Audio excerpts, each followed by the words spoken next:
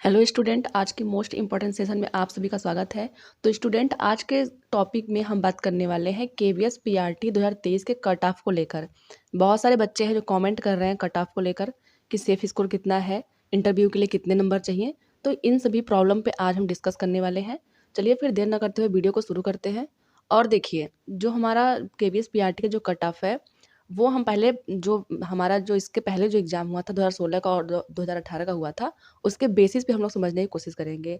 तो देखिए, सबसे पहले हम लोग बात करते हैं जो हमारा 2016 और 2018 का जो पेपर था, उस वो जो रिटन एग्ज़ाम होता था वह 150 मार्क्स के होते थे, 150 मार्क्स के। लेकिन इस बार क्या हुआ है, जो हमारा रिटन एग्ज़ाम हुआ है 180 का हुआ है।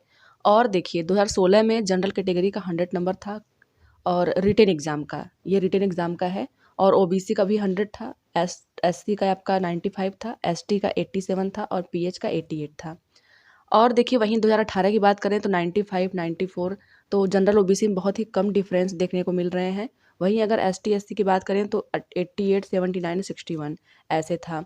तो देखिए जब हमारा पेपर 150 मार्क्स का है तो हमारा जो कट ऑफ रिटन का है वो 100 मार्क्स जा रहा है। तो हो सकता है डिफ़िकल्टी लेवल भी थोड़ी इधर-उधर रही हो। तो हम ये बोल सकते हैं कि जो 2018 वाला जो पेपर था वो थोड़ा टफ था, डिफ़िकल्ट था। चलिए आगे समझते हैं। देखो जो इस बार का है फाइनल मेरिट, जो 18 का जो मेरिट था उसका जो फाइनल रिजल्ट आया था, मतलब इंटरव्यू होने के बाद, तो जनरल का गया था 68 और ओबीसी का था 63, ओबीसी का था, एससी का था आपका 61 और एसटी का था 57। इतने पे सिलेक्शन फाइनल हो गया था। तो अब हम बात करेंगे कि इस बार क्या होने वाला है। देखिए जो रिटेन एग्ज़ाम है पीआरटी का, अगर आप कैटेगरी वाइज़ बात करो तो देखिए जो डिफ़िकल्टी लेवल थी वो हर शिफ्ट में देखने को मिला है। जैसे 22 वाले एग्ज़ाम में क्या हुआ, बच्चों को पता नहीं था कि रिमझिम से क्वेश्चन आने हैं और रिमझिम से क्वेश्चन आ गए। उसमें उस समय वो चैप्टर का नाम पूछ दिया, कैरेक्टर देकर पूछ दिया कि कौन इसमें है।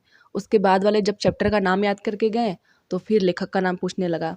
फिर जब लोग लेखक का नाम याद करके जाने लगे तो फिर क्या करने लगा कि यह चैप्टर किस क्लास में है यह पूछने लगा। तो हम ये कह नहीं सकते हैं कि कोई भी जो आपका शिफ्ट है वो ईज़ी था। कोई भी शिफ्ट आपका ईज़ी नहीं था, हर शिफ्ट में आपको नए-नए क्वेश्चन देखने को मिले हैं। पहले जो 22-21 वाला जो एग्ज़ाम हुआ था उसमें ईवीएस के डायरेक्ट क्वेश्चन पूछे गए थे, कोई भी क्वेश्चन हो। उसके बाद क्या हुआ, स्टेटमेंट वाले क्वेश्चन आने लगे और धीरे-धीरे डिफ़िकल्टी लेवल जो थी वो बढ़ने लगी थी। अगर किसी शिफ्ट में मैथ ईज़ी पूछ रहा था तो किसी शिफ्ट में ईवीएस ईज़ी पूछ रहा था। तो अभी जितने भी बच्चे हैं सबको ये लग रहा है कि उनका एग्ज़ाम काफ़ी अच्छा गया है। तो बहुत सारे बच्चे हैं जो बोल रहे हैं पेपर बहुत ज़्यादा ईज़ी आया था। तो देखिए पेपर बहुत ज़्यादा ईज़ी नहीं आया था। हर पेपर में कोई एक पर्टिकुलर पार्ट ईज़ी आया था। जैसे किसी शिफ्ट में मैथ ईज़ी पूछ दिया, तो किसी शिफ्ट में ईवीएस ईज़ी पूछ दिया। तो हम ये नहीं कह सकते हैं कि पूरा पेपर ईज़ी था। पेडागोजी का तो हम बोल नहीं सकते हैं कि एग्ज़ामिनर किस पॉइंट ऑफ व्यू से सोच रहा है, उसका आंसर वो क्या देने वाला है। तो आप लोग सबसे पहले आंसर की आने तक वेट कीजिए। क्योंकि अभी हमें खुद ही नहीं पता है कि हमने कितना क्वेश्चन अच्छे से अटेंड किया है, कितना क्वेश्चन हम लोगों ने अच्छे से अटेंड नहीं किया है।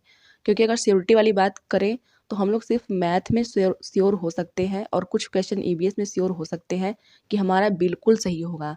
जैसे मान लीजिए मैथ में कोई स्टूडेंट है वो 20 आउट ऑफ 20 किया हुआ है, हो सकता है उसका पूरा सही भी हो, क्योंकि मैथ जो है देखने को ईज़ी थोड़ा मिला है। तो आप ये नहीं कह सकते हो कि आपका पूरा पेपर अच्छा गया है। बहुत सारे ऐसे बच्चे होंगे जिनकी तैयारी अच्छी हुई होगी तो उनका पेपर भी अच्छा जा सकता है। लेकिन अगर हम लोग बात करें जनरल के लिए, तो अगर आप 125 से लेके 135 तक अगर आप हैं तो आप इंटरव्यू की तैयारी करना शुरू कर दीजिए। वैसे ही अगर हम लोग ओबीसी का देखें, देखिए जनरल ओबीसी में ज़्यादा डिफरेंट होता नहीं है। तो अगर 120 से 130 तक अगर आप हैं तो फिर आप इंटरव्यू की तैयारी कीजिए। क्योंकि ये जो मार्क्स हैं 125 से 135, वो बहुत ही अच्छे मार्क्स होते हैं अगर आपका पेपर 180 का है तो। तो बहुत ही अच्छे मार्क्स हैं जिनके अगर इतना ये वो सोच रहे हैं कि हमारा इतना आ जाएगा, तो वो प्लीज़ प्रिपरेशन अपना शुरू कर दीजिए इंटरव्यू की। आप किसी भी चीज़ के लिए वेट मत करिए। और देखिए जिन बच्चों का 100 के नीचे उनको लग रहा है कि मेरा जो मार्क्स है वो 100 के नीचे आएगा, तो उनको भी परेशान होने की कोई बात नहीं है। आखिरी उम्मीद तक आप बने रहिए, क्योंकि कब क्या हो जाए वो किसी को नहीं पता है। हो सकता है बहुत जो बोल रहा है हमारा बहुत ज़्यादा अच्छा पेपर हुआ है, हो सकता है वो पेपर में गड़बड़ करके आया हो और उसको पता ही नहीं हो कि हम गड़बड़ करके आए हैं। तो ह्यूमन एरर सबसे होता है। ऐसा नहीं है कि 180 में कोई 180 ही लेके चला आए नंबर, ऐसा हो ही नहीं सकता है। तो आप लोग क्या करिए कि आप लोग बिल्कुल होपलेस मत होइए। जी जो भी एग्ज़ाम दे के आए हैं, अगर उनको थोड़ा-सा भी लगता है कि उनका होने का चांस है, उनका 120, 150 ऐसे नंबर आ रहे हैं, जो 150 वाले हैं वो तो बिल्कुल श्योर ही समझें अपने आप को। लेकिन जिनका 120 के बाद आ रहा है, 120 से ज़्यादा आ रहा है, वो अपनी प्रिपरेशन शुरू कर दें।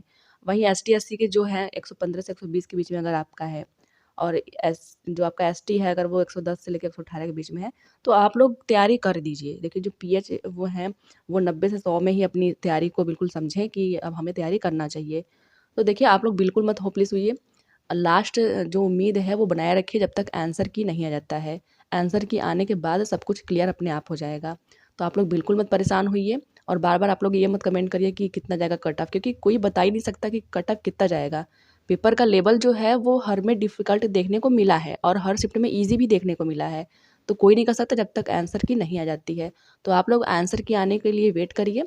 फिर चलिए, ये तो था आज का वीडियो। मिलते हैं फिर किसी वीडियो में, तब तक के लिए धन्यवाद।